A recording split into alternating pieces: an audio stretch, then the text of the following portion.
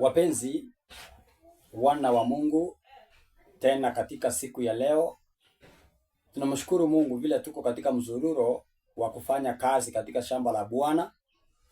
Leo hii imewezekana kupitia kwa mzee Charles Morwani, mmoja wa wana Mkeni, mzee wa kanisa, na mwingine mtumishi wa Mungu Joshua Omare, nami mwingine mtumishi wa Mungu Innocent Wabuyele, na mwingine anayetuchukua picha mtumishi wa Mungu ndugu Jafeth. Inawezekana ya kwamba tena tumefika mahali hapa katika poma hili ambapo tumekutana na mtoto ambaye ni mwanafunzi katika shule wa kidato cha 3, mfrana, lakini imewezekana kulingana na vile mambo iko katika shule ambalo analolisoma, amekumbana na watu ambao wanataka kumuingisha katika uabudu wa mashetani. Na vile tumesemezana sasa, ndio tumegundua vitu kama hizi ambavyo tunavyowaambia wana wa Mungu msiwe mnatumia, ni onyo. Kuna zingine hapa vitu kama hizi zanga pia ni onyo, tumezitoa katika mahali kwake, na hata hizi vitambaa ukisiona siko na kazi yake zinafanya. Kwa hivyo mtu mahali popote, mpenzi Mkristo mwenzangu, unapoona mtoto wako ako na vitu kama hizi, unafaa kuchepuza nazo. Vile vile kuna huu mshipi ukiutazama, alipewa na hao watu wanataka kumuingisha katika mashetani.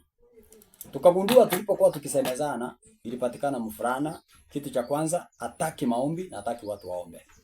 Tulipokuwa tukifanya maombi, anachiishi ya kwamba he feels uneasy, hataki watu waombe, nasikia ni kama anapanda na choto, mishipa ya mwili inaanza kusizimuka, anataka kuanguka chini. Ni kwa sababu ya miegezo ya nguvu za shetani. Lakini tukaona vitu kama hizi ndizo zinazotumika, very simple things, ili ya kwamba ikaendelea katika hali hiyo. Ajabu ni kwamba tukagundua ya kwamba mama yake na huyu mtoto yeye alisema ya kwamba hataenda kanisa.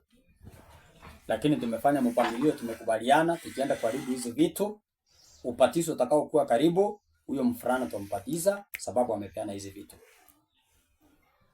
Kisha baadaye amesema ya kwamba mama yake pia yeye imegundulika ya kwamba anatumia hii sanga hii unapoitazama. Lakini baadaye kwa upendo tulipojifunza, tukaona kwamba hii ni miungu ya kuabudu. Mama akaamua akasema na yeye yu tayari kupatizwa hata leo hii ikiwa ingekuwa inawezekana. Kwa hivyo tumefanya mpangilio.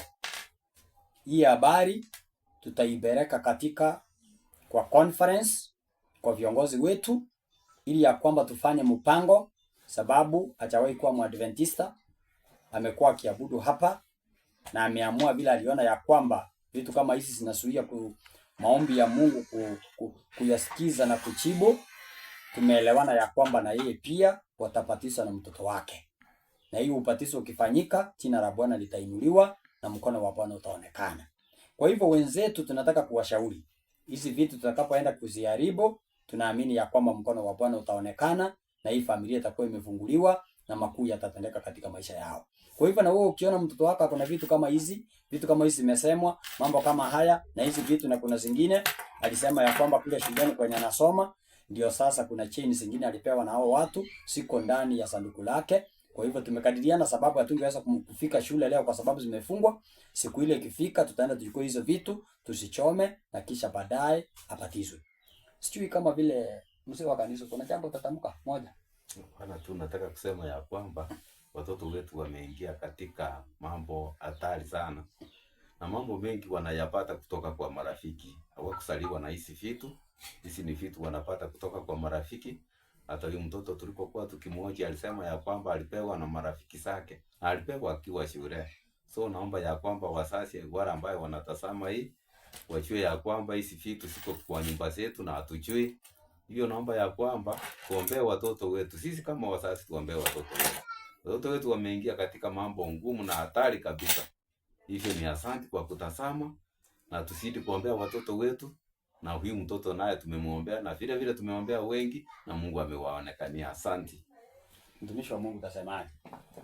Ninashukuru wenzangu mhubiri kwa kunipa nafasi. So hii ni hatari sana kwa familia na inastahili ya kwamba tuwe makini kila wakati. Watoto wanapoenda shule, wanapoenda mahali popote, wanapoleta kitu chochote katika bomu, ni hakika ya kwamba kama mzazi lazima uulizie na uchunguze hiyo kitu imetoka wapi. Sababu tumeona watu wakipewa tu vitu za free. Finally hizi vitu ndio zinaleta rahana katika familia. Ndio zinaleta changamoto katika familia. So kama wazazi tuko na kibarua, lakini Mungu mkuu wetu anapokuwa mbele yetu anatufungulia mambo mengi na tunayaona. Na wakati tunapomtegemea Mwenyezi Mungu, ni hakika ya kwamba haya yote yatapita na hizi vitu hazina nguvu katika maisha yetu kama Wakristo. Isipokuwa tu tukimwachilia Mungu kama kiongozi katika familia na katika watoto wetu, hakika ya kwamba hizi vitu zote hazitakuwa samana katika maisha yetu. Hebu na Mungu aweze kutubariki. Kwa hivyo mpenzi mpendwa, Mkristo wa Bwana, mwana wa Mungu, ushauri ni mmoja vile tumeshauriwa hapa na hawa wahubiri wote wa Mungu, ni kumaanisha ya kwamba sasa hizi vitu tunaenda kusiangamiza kwa moto, ili ya kwamba tukiongojea ubatizo wa wenzetu wakati tutakapopanga, ili ya kwamba wapate ubatizo. Hivyo sasa na wacha Mungu akubariki. Tunaenda sasa katika kwenda kuziharibu. Wasikilizaji na Wakristo wenzangu, hizi vitu tumefika wakati na masaa ya kwenda kuziharibu. Sehemu ya kwanza, hiyo ni sanga yenye imepeanwa kwa mwenye anaenda kubatizwa baada ya mafundisho. Hizi ni zile ambazo zimepeanwa kutokana ziko na nguvu ambazo hazifai za kishetani. Na hiyo nyingine, na hiki ni kitambaa, na huu ni mshipi ambao tunaenda kuharibu uliopeanwa kwa njia hizo kwa nguvu za mashetani. Kwa hivyo tutakapoenda kuangamiza hizi vitu, naweza ukajiuliza ni kwa nini tunasiangamiza kwa moto. Najua maandiko yanasema katika Waebrania 12 mstari wa 29 ya kwamba Mungu wetu ni moto ulao. Na kila kitu inaharibiwa kwa moto, ikiharibika kwa moto, ikitoka pale kama dhahabu, unakuwa ni mtu safi. Hivyo sasa tunasema ya kwamba hao wenzetu watakapoenda katika ubatizo baada ya kuharibu hizi vitu, watakuwa wamekombolewa na mkono wa Bwana utaonekana katika maisha yao.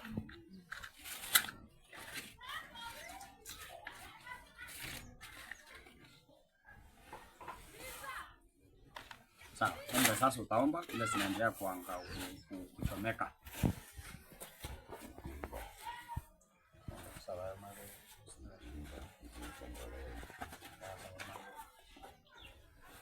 Tuombe. Baba mtakatifu na Mungu wetu isiye juu mbinguni, tunapochoma hizi vitu ambaye ni shetani aliletea watoto wetu, tunaomba ya kwamba nguvu za mbinguni zishuke, siwe pamoja nasi katika hii huduma tunafanya, kwa sababu ni huduma takatifu. Tunakemea maovu yote ya shetani ambaye yanaletwa na yule muovu, kwa jina la Yesu yaweze kutoka kwa hii familia, yaende mpaka huko kusimu. Na tumeomba tukiamini katika jina la Yesu ambaye ni Bwana na mkombozi wa maisha yetu. Amen.